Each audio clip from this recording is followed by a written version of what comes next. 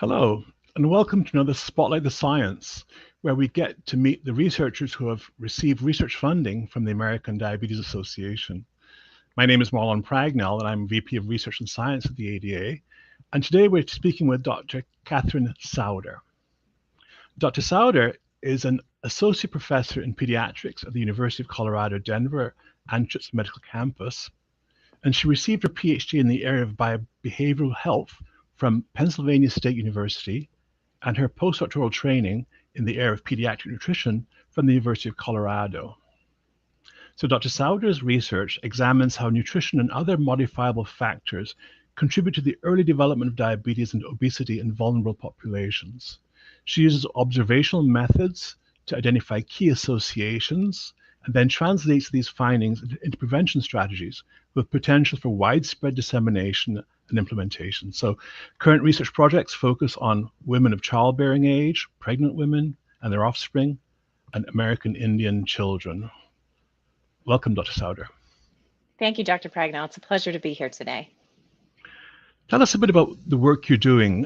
Very interesting in terms of nutrition and lifestyle and how to use those approaches to prevent diabetes. Tell us more. Sure. So the project that the ADA has so graciously funded for me is really focused on trying to improve healthy diet and activity habits in children, particularly in under-resourced populations that live in rural areas and don't have access to all of the facilities and the benefits of living in more urban areas. The work that we do, as you described, across pregnancy, early childhood, was really based on the landmark studies from the Diabetes Prevention Program, where we learned how important lifestyle behaviors can be in improving long-term health. Now, that original trial was done in mainly middle-aged adults who had prediabetes, but the concepts around behavior change and how to adapt new habits are really broadly applicable. So we've been working for years with our teams in Colorado and New Mexico and North Carolina to take that intervention for adults and make it appropriate for kids so that we can start developing these habits when kids are 7 to 10 years old, when they're starting to figure out what's going to be the norm for them. If we can establish early life habits well when they're young, then we hope that they can continue long term. Interesting. So what kind of difference, I mean, obviously to create behavioral change in adults, probably different approaches than behavioral change in children. How do you approach children differently? So children learn by doing things in a very hands-on way, sitting and having a didactic conversation with them and lecturing them about what they should and shouldn't do generally doesn't have the best approach. So we've really tried to develop a program that is experiential, where they have to, when they learn about how much sugar is in the sodas that they drink, they measure out teaspoons. They count the little sugar packets that you would see at a restaurant to understand how much sugar is coming into my body.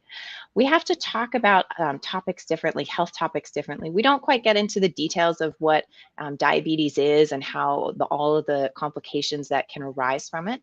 But it's amazing how many kids are already familiar with diabetes because they have a parent or a grandparent that lives with the disease and has learned how to manage it. And they see their grandparents giving themselves insulin shots. They think, does that hurt? Why do you have to do that every day? They understand what hypoglycemia is. Sometimes a grandparent will say, I need a glass of orange juice and my blood sugar is getting low. And so the amount of exposure that these kids have, even at a young age, is really remarkable. And we can leverage that and start talking about how we want to have a better life for them, a healthier life. So it's all about framing it and making it relevant to the kids, to their stage of life, and what motivates them. So I know most kids are in school. Is there a role for the schools to kind of educate children or have them learn better lifestyle and better diet and so? Sure, that would be ideal. Unfortunately, schools have a lot of obligations on them of everything that they have to do about educating their kids. There's been a number of studies that have really tried to shift the school environment to try to have healthier food options in the cafeteria, to restrict what kinds of discretionary foods, sweets, treats, sodas are allowed on school grounds. There's a lot of movement around recess time and required physical education classes where kids are not being quite as active in some ways. In some schools, it varies across the board, and schools have all of these competing priorities. The bigger challenge for school-based interventions, whether it's an environmental shift or educating the children, the teachers who know how to educate children, if we rely on them, then we're ignoring the fact that kids spend most of their time outside of the school building. In a given school day, they're in the school building for 6 to 8 hours a day, 5 days a week, and then they are outside of the school building with their family, with their social circles the rest of the time. So while the interventions that have been done in school settings often improve knowledge and attitudes and self-efficacy around these health behaviors, they don't actually translate into behavioral change because younger children, third, fourth, fifth graders, are not making a lot of the decisions about what kind of foods that they're eating. It's really driven by the parents. And so we need to see parents as partners of how do we shift not just the foods that this individual child is eating, but what the entire family is exposed to and those norms and habits. And we've had some success. We hear stories from our participants of how engaging the family around the child, focusing on the child, can help be an agent of change for the entire family, and it motivates them all to adopt healthier habits. That makes a lot of sense because, I mean, kids are in school for a short period of time, but they go home, their environment that they get their meals and eat and live is primarily with their families. So it makes sense that probably that's the more effective route to kind of target to kind of improve their nutrition and lifestyle. So how do you do that? What's your approach there? So our approach is to engage families who are in more under-resourced settings and have interest in trying to eat healthier, be more active, to try to set their kids on a positive trajectory. And we develop programs, again, based on the diabetes prevention program, but adapting them so that we can give them this information and then walk along beside them. So most of our programs actually include some coaching, individualized coaching that goes with it. We have programs in the past where it's a group class where the kids come together and learn in a group setting. Again, still very hands-on, lots of activities, lots of running around games. But then they also meet with a coach from the community who is trained to use motivational interviewing styles to help the family identify what is your why, what is your motivation, what goals do you want to work on, what parts of this are most important to you. And then we have those two pieces. So there's the general kind of the universal education that everybody can benefit from, and then there's that tailored individual one-on-one time. The programs that we've done in the past with NIH funding have used that group class in-person setting. And now with the ADA, we're converting that to be activity kits that we mail to the home. Parents and kids do them together, not on screens, but hands-on. We have lots of activities in there to teach them. And then they still do that coaching with somebody from the community so they can get that one-on-one support. So we're trying to be creative, and how can we reach families? How can we reach kids where they're at and give them the support they need to make positive changes? Sounds like that parent child with these activity kits really nice one-on-one interaction with the parent and child and so on. So you send the kits out. So and you mentioned no screen time. So, and I recall from some of your writings that you're treating or reaching out to rural families, and the understanding is that some rural families don't even have internet access. So there's a lot of kind of health disparities, challenges in living in a rural environment. So you're approaching it with this kit-based approach where you're giving them tools where they can actually interact, the parent and the child, and not have to kind of go through like internet guidance and so on. Is that right? Or am I understanding Yes. correctly? You are understanding correctly. Absolutely. We really realized during COVID, we had some of these group in-person classes running during COVID with our American Indian partner communities. And COVID obviously shut everything down, and we tried to shift to virtual classes, Zoom classes, where everybody comes together. And these rural areas just really struggle with having consistent broadband access. Some of it is about cost. It's too expensive. The families can't afford it because they're lower resourced families. But some of it is simply not available. When you look at those maps from the cell providers saying our coverage, we cover 95, 99% of the country, there are still a lot of white pockets, especially in rural areas. They just don't have that. And then we also wanted to shift because during COVID, kids and families really tired of having to do so much on Zoom, and there was a desire to get back to more of these interactions. So yes, working between the parents and the child. And one of the key messages is to reduce screen time. We use the 5210 programming of promoting 5 daily servings of fruits and vegetables, 2 hours or less of screen time, an hour or more of physical activity, and sugar sweetened beverages. And if we develop a program that requires them to spend an hour on the screen every day, then we're really being contradictory about what we're trying to promote. So we had to be creative and get around it a different way. Yeah, yeah. You, from your writings, you work both in rural communities and also urban communities. And I when I think of urban and rural, I think of healthy environments, healthy fresh air, opportunities to go out, exercise, run, and yet we're hearing that youth, children in rural environments have less exercise and less healthy diets. And why is that? Yeah, part of that is the built environment. Kids who live out in rural areas. So we're in Colorado. In Colorado, in the rural areas, there's a lot of families that live on 40, 60, 160-acre lots where it's just fields. It's open pasture land for the animals that they have. And while that means there's plenty of place to walk and to run, that doesn't necessarily mean it's attractive to kids to go out and play if they don't have playgrounds or if they don't have neighbor kids to play with. And then they also have to drive farther. It takes more of an effort to be in any kind of organized activities, whether it's baseball or t-ball or soccer or football, dance class, gymnastics, any of that. It just takes a lot longer to get there. And then every family is different. You can have families who live in an urban area with lots of access to a built environment that promotes physical activity, and they still prefer, because of work schedules or other commitments, to spend most of their time inside being inactive. And then you can have other families who don't have any kind of built environment that encourages activity, but they are active to the core and they will run around and play with a stick if they have nothing else to find. So it's really, that's why we love having this individual coaching approach in our programs, whether they are in urban settings or rural settings. You need to have somebody that you can talk to and understand your specific situation and figure out how to make the best of the situation you're living in. That makes sense, yeah, because everybody's different. All families are different. There's the whole spectrum. So I think different lifestyles and so on, and so how best to guide one family versus another. Um, Also, too, different communities. I know you work with like American Indian communities, and I know I'm sure Hispanic. How do you adapt culturally? How do you adapt these teachings and so on? What goes into that? Sure, we use a community engagement approach. So, with each community that we're partnering with, we identify local champions who understand, appreciate, and agree with the work that we're trying to do.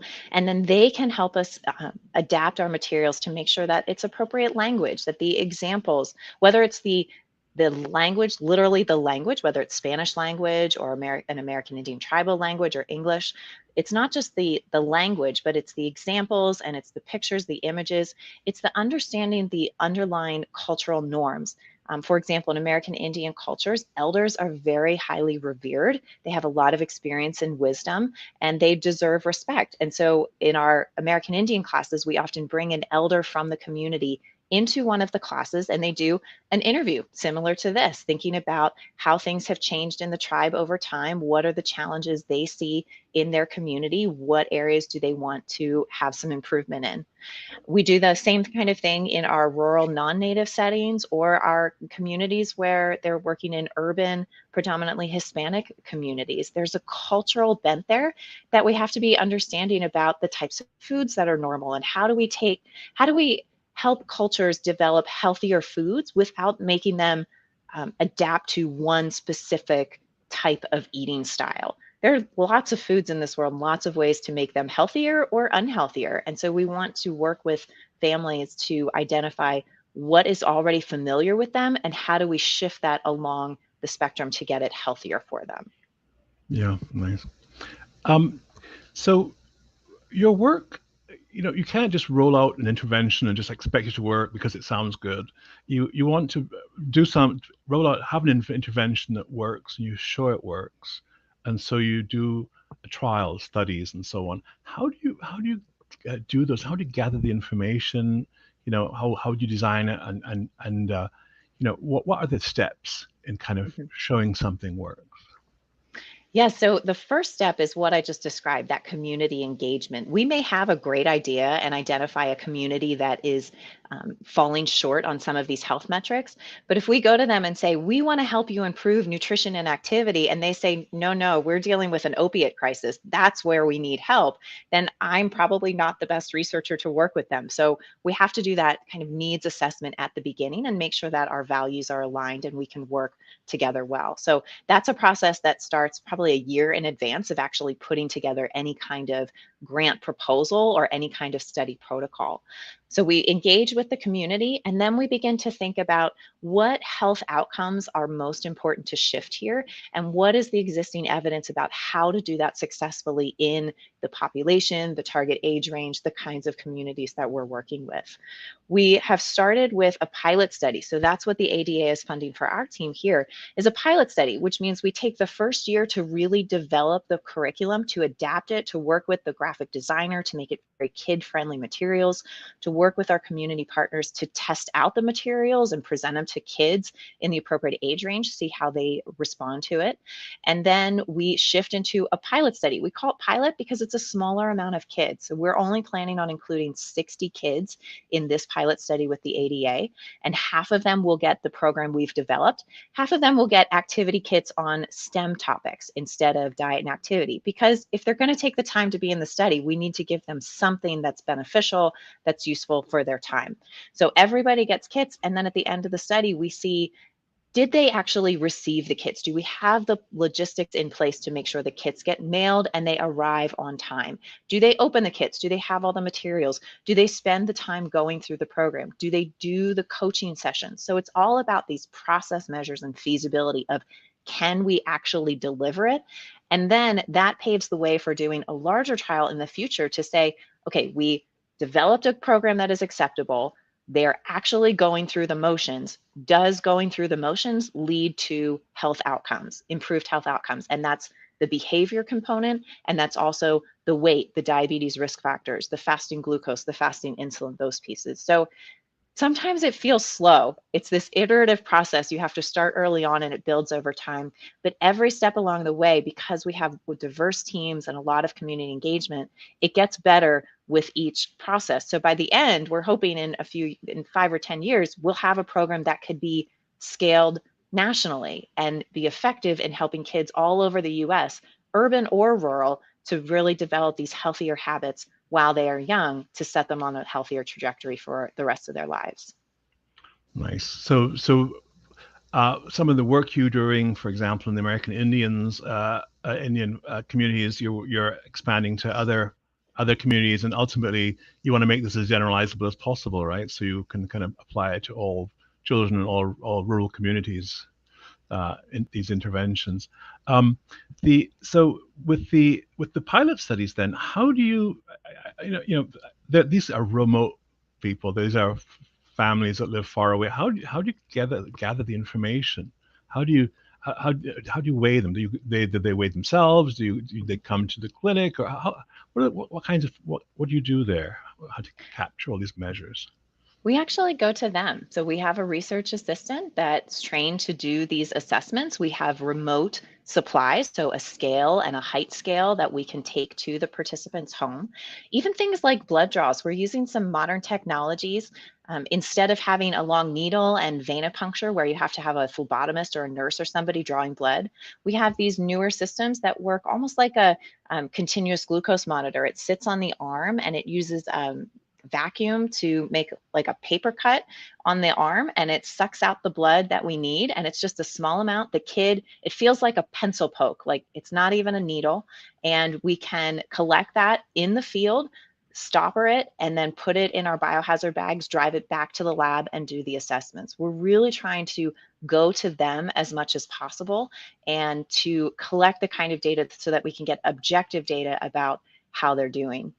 Another interesting feature is a veggie meter, which is a device that measures carotenoids in the skin. It looks like a pulse oximeter, just like shines a light through the finger, and it gives us a sense of fruit and vegetable intake over the last few weeks. So it's nice to have these objective measures that are portable. We can take them to the participants in the field so that we can really assess whether or not it's working. That's great. I've never heard of the veggie meter. That's kind of a cool strategy for probably families to make sure their kids are eating their food. No, that's very interesting that you can actually have these objective measures, because that also just makes the study all the more robust in kind of measuring your outcomes, and so fascinating.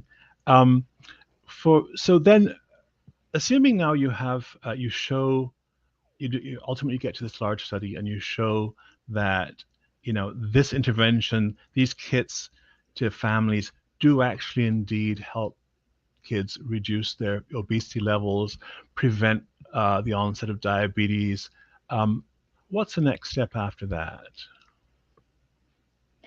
The next step is an opportunity to scale this. So if we think about the diabetes prevention program was this clinical trial that started in the 90s. And once we had all of the evidence, it is now disseminated. There are 2,000 plus organizations delivering this in the US. It is covered by Medicare. It is covered by many insurance companies. Many employers cover the cost because they know that a healthier employer, a healthier community member is a better contributor to society and better quality of life. So my vision is the same, to set this program up that it can be converted into a small business model where we can send the programs out, and whether it's the families pay for it themselves. There are many subscription boxes. A lot of us have used them in this modern century where it's something where food gets sent to your house so you don't have to think about preparing dinner. You just put together what they have, or STEM activity kits or art kits, things that activities that are entertaining and educational. And whether that's the families paying for it themselves, or we partner with insurance companies or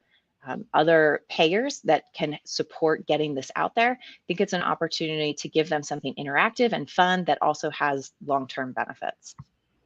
That's great. So there's a direct line of sight from the research that you do, all the pilot studies, all the information gathering, to even potentially kind of like transforming the way people, children families prevent the onset of diabetes in rural environments. So quite fascinating. It's good to see how the whole process progresses, and the gathering of evidence, and how you develop the trial, develop the study, the questions you ask, how you collect the data, and so ultimately to kind of prove that this intervention works, and then the next step is how to disseminate it and get it to the broad community. So it really kind of helps us reverse this epidemic of youth onset type 2 diabetes.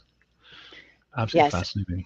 Absolutely. That's our goal. We've really started with this with the end in mind. If we can do this project, and it can be an interesting thought exercise of, can we shift things to improve outcomes? But if it doesn't get into the hands of the people who actually need it long term, we've not accomplished much. So we definitely have that end goal in mind. That's great.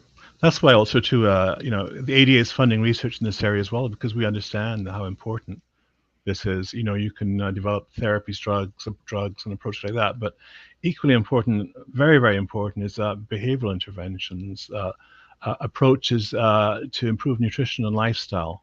So critically important to address this and reverse this epidemic of diabetes. So thank you so much. It's been very, very interesting. Really appreciate your time. Great. Thank you. I want to thank the ADA for supporting this work, and I look forward to sharing our results with you in a few years. Thank you very much.